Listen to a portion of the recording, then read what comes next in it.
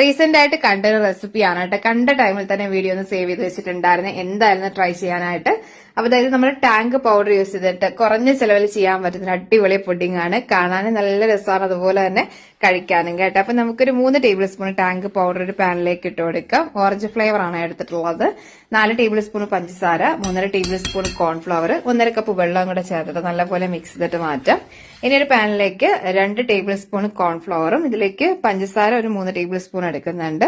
പിന്നെ വാനില എസൻസും. ഇനി ഇതിലേക്ക് നമ്മൾ പാലാണ് കേട്ടോ ഒഴിച്ചു കൊടുക്കുന്നത്. ഒരു 1.5 കപ്പ് പാലും കൂടി ചേർത്തിട്ട് ഈ 2 മിക്സ് നമുക്ക് ഒരേ ടൈമിൽ ഒന്ന് തിളപ്പിച്ചെടുക്കണം കേട്ടോ. അതൊന്ന് ശ്രദ്ധിച്ചോളണേ. ഒരേ ചൂടിൽ ഒരുമിച്ച് ഒന്ന് നമുക്ക് തിക്കാക്കി എടുക്കാം. നല്ലപോലെ ഒന്ന് കുറുകിയത് ഇതുപോലെ കോൺഫ്ലവർ ഒക്കെ ഉള്ളതുകൊണ്ട് തന്നെ പെട്ടെന്ന് തിക്കായി കിട്ടും കേട്ടോ. ഇതുപോലെ നല്ല ഗ്ലേസിലേക്ക് വരുന്ന സമയത്ത് നമുക്ക് ഫ്ലെയിം ഓഫ് ചെയ്യാം. എന്നിട്ട് പെട്ടെന്ന് തന്നെ നമ്മൾ പുഡിംഗ് ട്രേയിലേക്ക് ഒന്ന് ഒഴിച്ചു കൊടുക്കുന്നുണ്ട് കേട്ടോ. ചൂട് മാറാനായിട്ട് നിൽക്കരുത് കേട്ടോ. അത് നല്ല ചൂടെടുത്തിട്ട് ഞാൻ ഇതുപോലെ ഈ ഒരു ഷേപ്പിലുള്ളൊരു ബൗൾ എടുത്തിട്ടുണ്ട്. നമ്മൾ ഓരോ ലെയർ ആയിട്ട് ഈ ഒരു രീതിയിലാണ് ഞാൻ സെറ്റ് ചെയ്തെടുക്കുന്നത്. ഇനിയിപ്പോ നമുക്ക് 2 ലെയർ ആണെങ്കിൽ അങ്ങനെ ഒന്ന് സെറ്റ് ചെയ്യാം കേട്ടോ. മൊത്തത്തിലൊന്ന് ഒഴിച്ചു കൊടുത്താൽ മതി.